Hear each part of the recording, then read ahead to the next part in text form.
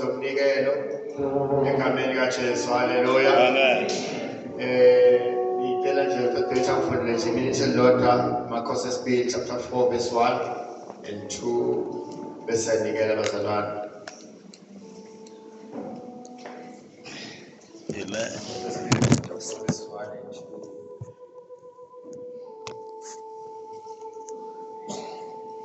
Wakhala ku-Elisha owesifazane othile wabafazi bamadodana abaprofethi wathi, inceku yakho indoda yami ifile. Mana-ke thithi iBhayibheli wakhala owesifazane othile.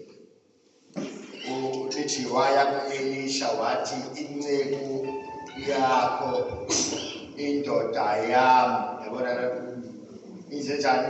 Ifile. Uyamripotela. Yes, mhlabeni. Wena uyazi ukuthi inceku yakho yayimesaba uJehova. Owesifazane usamtshela u-Elisha ukuthi hey, lo ndoda yami eshonile uyazi wena Elisha ukuthi bimesaba. Amen. Ngiyamxoxela ngithi ngihamba nawe. Sesonikela bazalwane. Yes. Sefike umtshelekisi ukuzithathela abafana bami ababili babe izigqila. Uthi lo wesifazane utshela u-Elisha uthi hey, le nceku yakho bimesaba uJehova. Uthi uma kunama-conference bengalenzi iphutha ingayikonzweni futhi bengalenzi iphutha kawukhiphi umnikelo. Amen. Uma kwenzeka ukhishwa umnikelo yo-Thanksgiving abayani ingasenayo imali yezwa ngithi le wesifazane kusho ukuthi le ndoda nayo kwathi kumele izimali esontweni yakhuthuza yabona ukuthi imali ayisenayo. Yaseka amakhelwane amashonisa. Ayoboleka Nkosi yami. Waboleka amashonisa wathi hey umfundisi usethe Thanksgiving manje nami ngiyathanda ukufela. Yes. Awungizama ngalowo mpahla le. Bese le ndoda 40% interest. Bese lona hayi ngizoyikhokha imali kulelo wena nginika imali ngoba nami ngifuna ukuvela kahle lapha umfundisi. Base kuchikizwa nami ngifuna ukuvela nami. Kanti ayibuzanga le nto ukuthi imali ithuza zokushonta eseduze. Qhubeka sisi. U-Elisha wathi kuye, ngikwenzele ntoni na?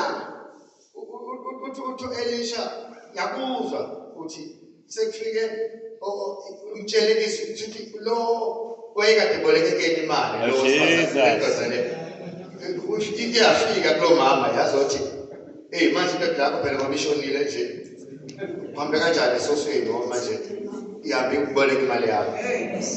Uthi lo wesifazane imali vele yaphela yonke kathi singcwaba le ndoda ayisekho imali.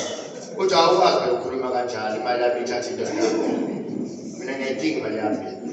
Uthi lo wesifazane yini impomento yenza njengamanje ukuthi hayi kufanele kube khona engikwenzayo ukuze kubuye imali yami. Uthi wesifazane angazi-ke ukuthi ngizokwenza njani. Uthi ayikhona la madodana akho hamba nawo. Yayimisa umoba ewolima namhlanje. So ngesikhathi hamba madodana yoba izimpila lo wakhumbula ukuthi konje le ndoda kuzoboleka imali nje wayibolekela bani? Uthambe ekhulu wayikwenza inkonzo ye-Thanksgiving.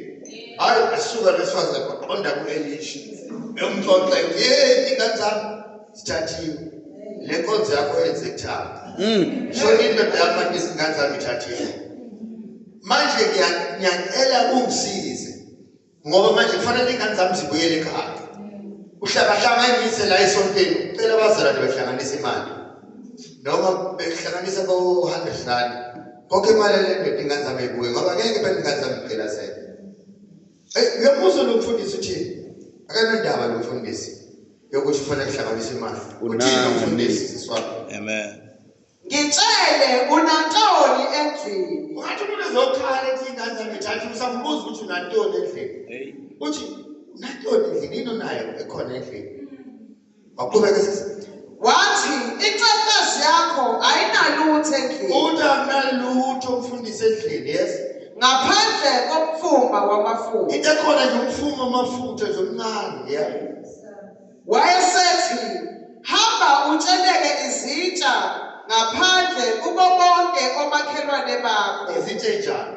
Izitsha ezingenalutho. Izitsha empty.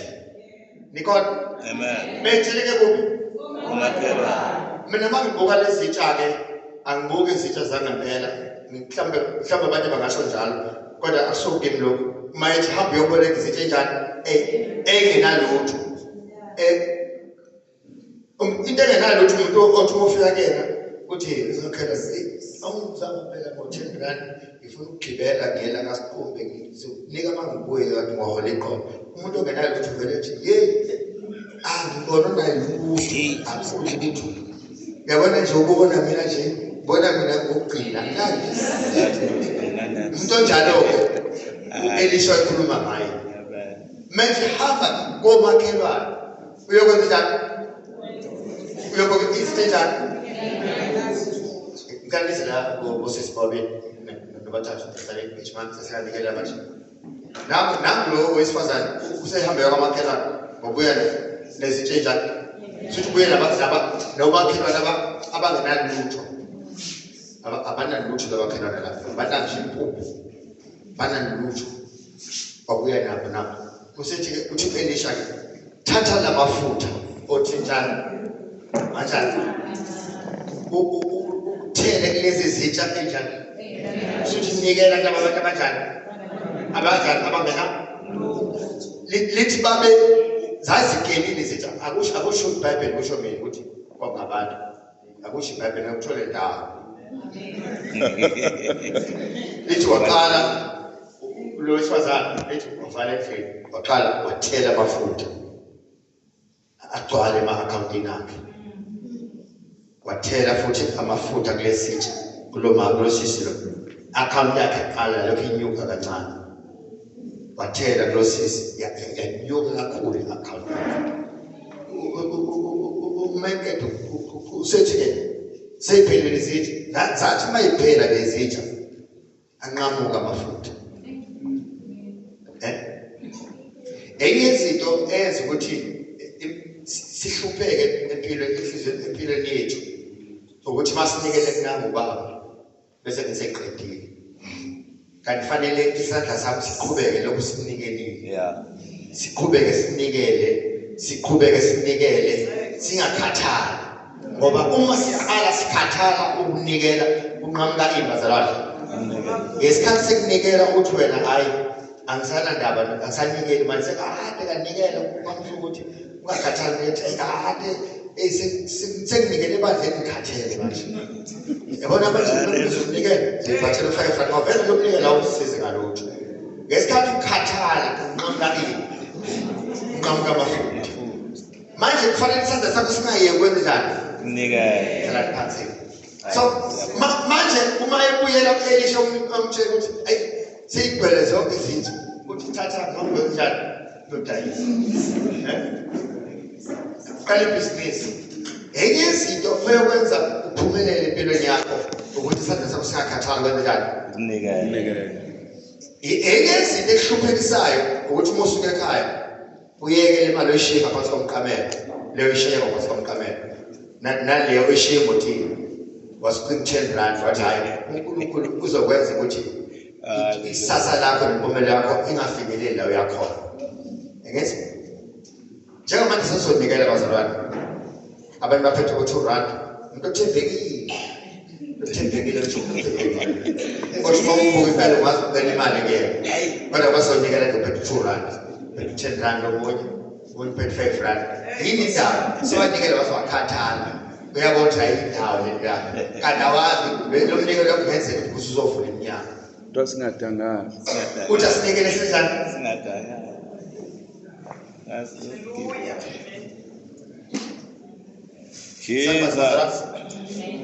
Hello abang sanikela ufanele vela kuhlebelela endlebeni zakho uthi unganikeli sokupheka lokubeka ngathi kodlani ingane zakho kodlani manikela tshela bonke abaphethe ama-100 rand bagijima bazonikela la 50 rand gijima uzonikela ngifuna abantu abasiyasa abafuna ukuzonikela baphethe ama-100 rand uzani uzonikela 50 rand uzonikela la gijimani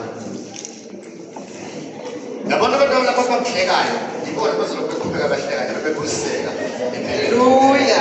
beka bahleka babuseka abantu bathola imoto bethola imishado abantu bebusiseka abantu bethola imizi bethole yonke into kodwa bebusiseka abantu gijima faka 50 rand 100 rand linda wena selobina linda wena mina uNkulunkulu namhlanje kodwa afuna ukuyenza wena uthi unale endlini yabona lenkohlileyo yona uNkulunkulu azoyenza phezulu lakho gijima uzofaka la gijima uzofaka bonke abaphethe ama-30 rand 20 rand bethe bagijima bazofaka la wozanini kanti uphethe malini kanti wena gijima uzofaka baphethe 20 rand 30 rand wozanini uzofaka yes dala umnikelo wakho mkhulu kakhulu uNkulunkulu uzokubusisa ngakho uzovula iminyango uzoma ngafika ekhaya ungasaphindi uswele lamadimoni ahlala efrijini yakho azonyamalala namhlanje azobaleka nazo ukudla kwakho ungakutshone kufikhathi singane uthi kushone ukudla wengane kanti uhleli namadimoni ukuthi ukudla kwakho namhlanje azobaleka namadimoni gijima uzonikela namhlanje endlini kaNkulunkulu ungawuye umnikelo wakho uNkulunkulu uyazi lo uzovula iminyango yempumelelo wonke umuntu ophethe ama-10 rand 5 rand 2 rand asukweni sonke sonikele lo mnikelo wakho mkhulu asizenze sizonikele egameni kaJesu wozanini egameni kaJesu ungathathi kancane lo mnikelo wakho gijima sizonikele egameni kaJesu yes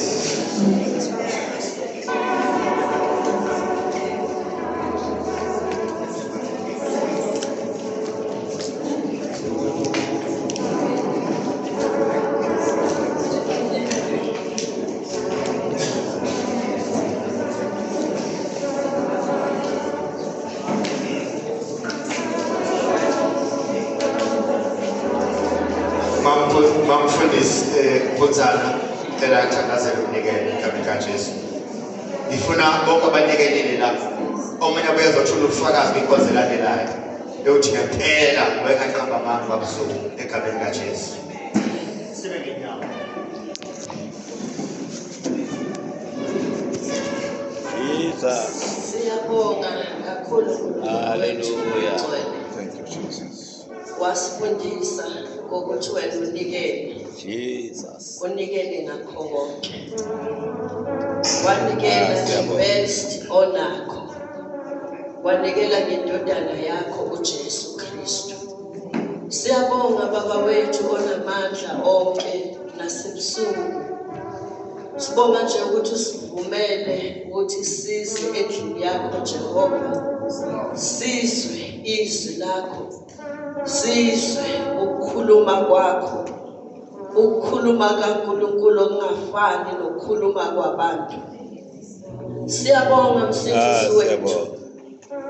Awufani namadlozi. Afuna inkomo ingekho, afuna imbuzi ingekho. Jesus. Kodwa wena Nkosi uqale usiphe. Mawususiphile bese uthi sinikele. Amen. Oh besingamthola uNkulunkulu nje. uNkulunkulu weqiniso. Ongabizi umnikelo la akaphanga khona umuntu. Ngakho baba siyabonga Nkosi nasebusuku egameni likaJesu. Egameni linamandla. Igama likaJesu. uNkulunkulu webusiso. uNkulunkulu odiliza ibusiso opha izipho. uNkulunkulu omela izwi lakhe. Ebusuku sikhuluma isibusiso, sikhuluma impumelelo, sikhuluma amandla, sikhuluma the divine protection, my God. Kaboshikanda rabasiena ngegama likaJesu. Sikhuluma ukugcwala, kugcwale Nkosi, igcwale impilo yokomoya, zigcwale izinto eziphathekayo, igcwale impilo ngegama likaJesu. Ngokushintsho zabantwana bakho ngegama likaJesu siyadestroya, siyachitha, siyadeclare isibusiso baba. Amen. Take your glory, my God. Hallelujah. Egameni likaJesu Kristu. Thank you, Jesus.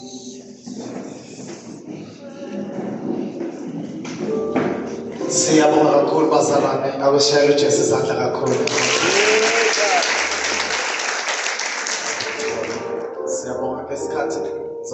ngicela umama uKandeka ama-announcement emveni kwakhe uzoba uKandeka sesivalela. Amen. Amen. Ngenzelwe isimanga Ngayibonga inkosi, ngenzelwe isimanga. Ngayibonga inkosi. Ibambe. Haleluya. Ufuna ukwenza njani manje ekuseni?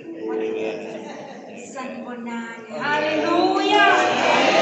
Haleluya. Oh Jesus. Ubumbano lwamabandla. Haleluya.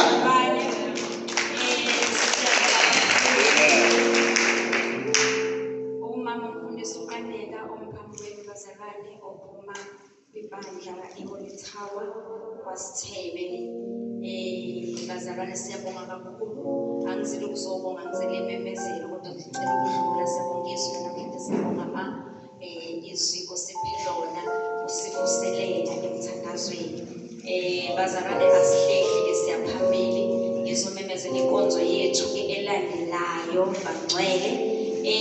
Inkonzo ke yethu elandelayo imhla ka-28 November.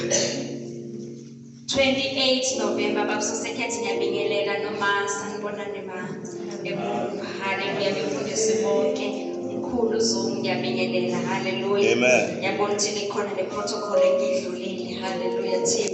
Mhla 28 November bazalwane sizoba nenkonzo enye yokumbano. Siyabonga kakhulu isupport yenu niyasupporta. Siyayibona inkonzo yakhula ibiqala kulonyaka. Inkonzo yethu yesineke bazalwane le esiya kuyona mhla ka-28 November. Indawo ezobe kuyona izobe sendaweni yaseSalvesh. Abantu abaningi bayayazi iSalvesh ngoba kunesibhedlela eSalvesh. Sikuleyo ndawo ke yaseSalvesh kodwa asileqi i-bridge, iMananda Bridge. Kune-bridge elivumile ithiwa i-bridge lamanesi. Asileqi ke lelo bridge uma siya lapha enkonzweni yaseHoly Tower la esizobe sikhona mhla ka-28. Sithi nje besizothi sizogamanxela kulona kunomgwaqo nje othenayo lapho esizongena ngawo. Ama-direction ke nizowathola bazalwane emabridgeini ngokuqhubeka kwesikhathi sisalungiselela umhla ka-28 November. Ngiyacela ke bazalwane siphelele khona sonke endaweni yase Salvesh. Ngangishayela izandla.